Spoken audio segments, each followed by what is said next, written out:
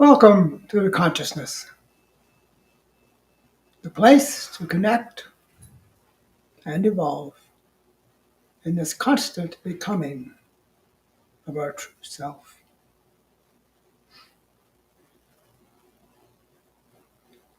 Vishakran dem sati ventokran opshanita kota ibra sonyon kichina vishna sakiano koshu dam sha tekenom kilishna karchu vishekta irak prashondre noko Vanshare inde keshodan shakidom aknasha.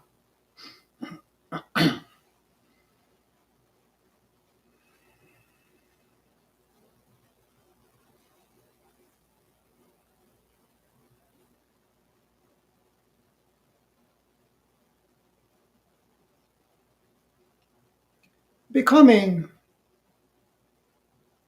can I say, a master creator? We all are always in that creating process. And to be conscious and conscious of the conscious that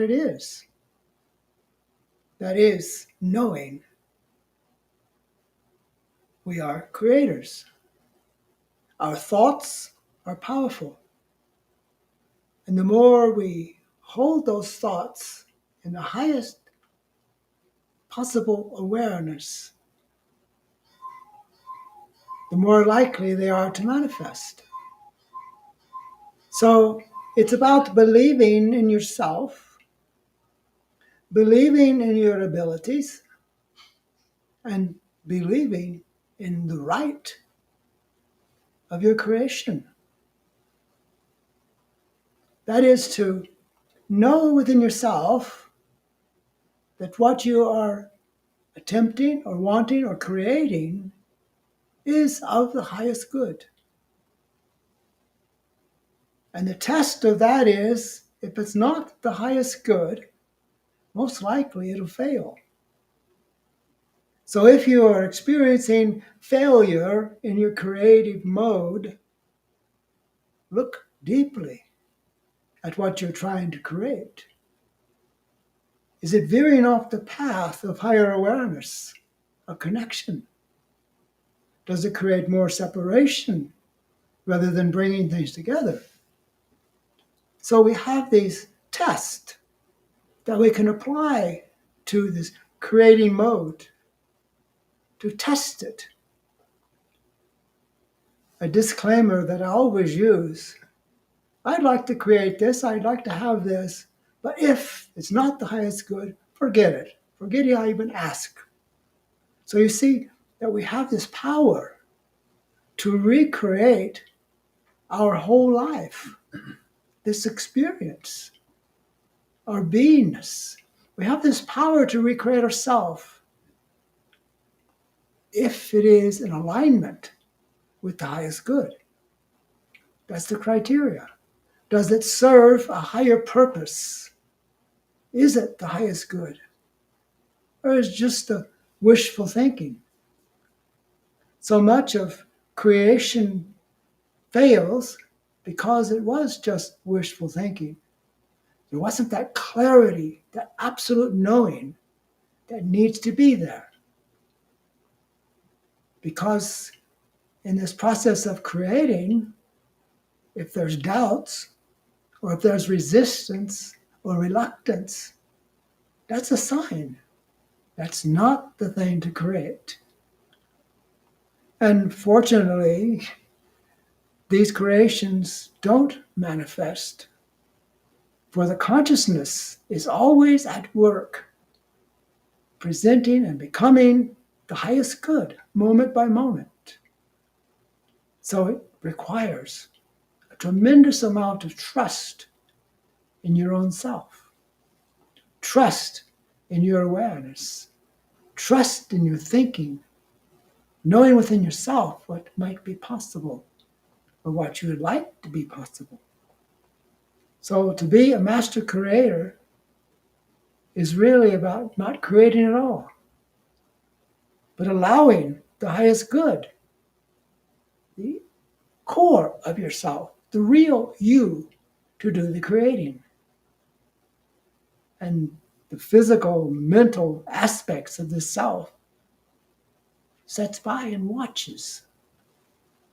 For it backs away in knowing that it cannot do anything without the consciousness. It's just all a game.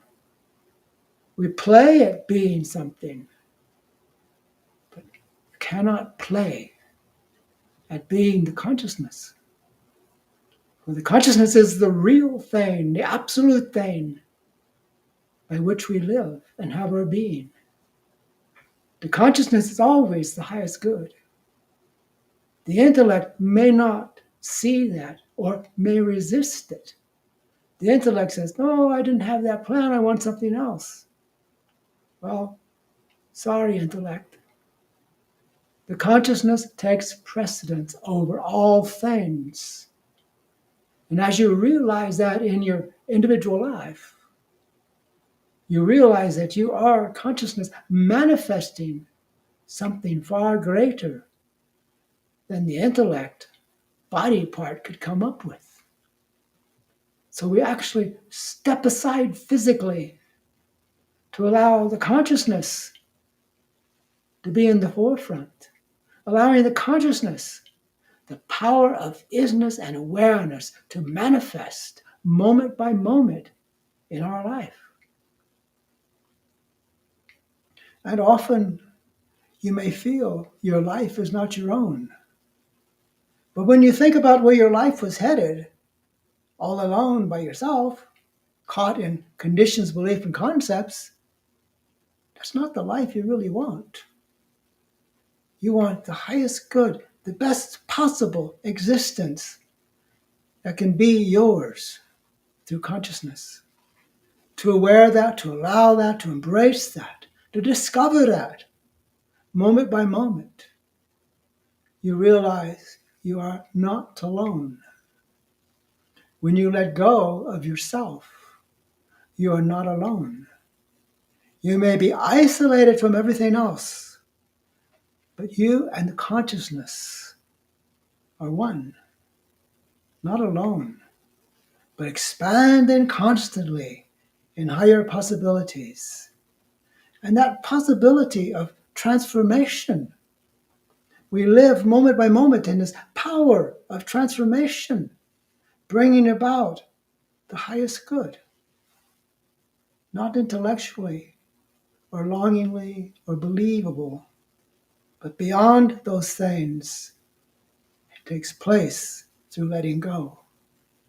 You let go of your beliefs, your perceptions, your conditioning, your programming. You can kind of say the consciousness will have no programming before it. When one surrenders to the highest good, you're willing to let that take place. Oh, the intellect steps in and says, oh, well, it should be this way, it should be that way. I want that. As you have given over to consciousness, the higher consciousness, there's no matter what the intellect thinks it should be. And so the intellect needs to align itself with the greatest possibility through surrender. It's like letting the consciousness have the body all to itself. And the intellect, oh my, we can't do that. We got to be in control. We're programmed, our beliefs, our concepts, our conditioning. What about those? Well, those are like primitive steps that humans take. And it's about survival.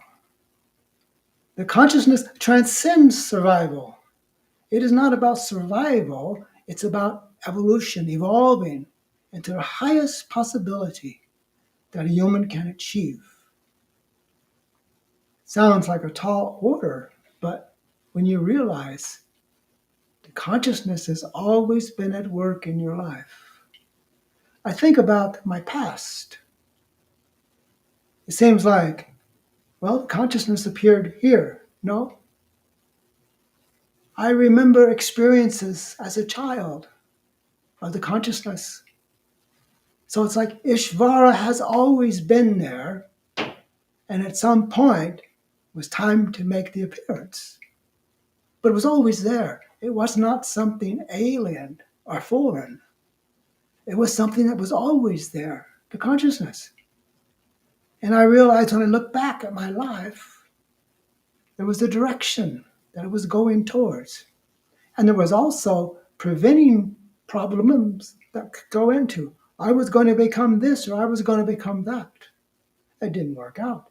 For it wasn't the way of consciousness. It was the way of programming. The people around you program you with beliefs and concepts and conditioning, trying to tell you who you should be. Only the consciousness knows what is to be. So we surrender to that moment by moment, allowing it to take precedence in our life.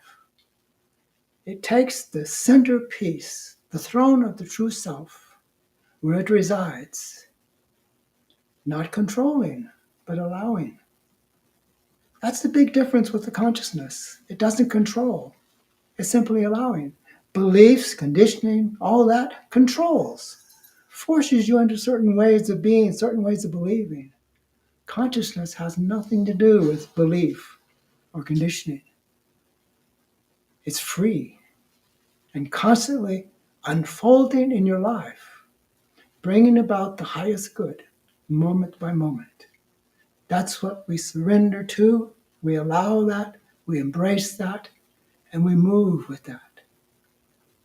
I know it takes a tremendous amount of trust and letting go, because the intellect is so programmed about how things should be. And the consciousness will abide and set by as you begin to discover that those things were false, that it wasn't you after all. It was just a condition, a belief, a concept. The consciousness is not a concept. It is an actuality of existence, powerful, infinite, eternal. So what could be better as a centerpiece of one's life? What could be better than that? So it's well worth whatever one seems to have to let go of to be embracing in the consciousness, evolving in the consciousness, becoming in the consciousness. This is really about being all you can be, not as a separate self, but as the consciousness itself. In that we are connected. We are one with the consciousness. We're not different. We're a oneness taking place. Allow it. Look for it. Experience it. Don't be afraid of it. Because that is the highest existence possible for a human being. It's the highest. And I might add, it's the best also.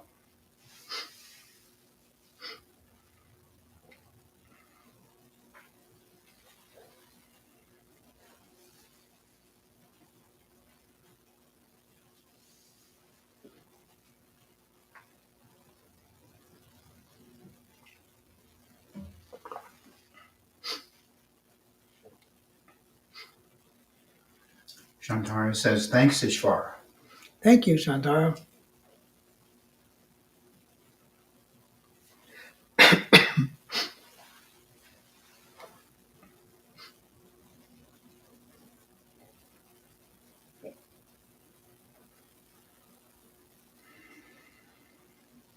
And Ananda and Slava say, thank you, Ishvara.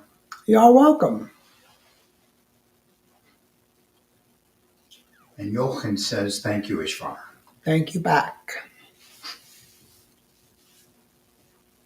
Johannes says, wonderful, thank you. Thank you, Johannes.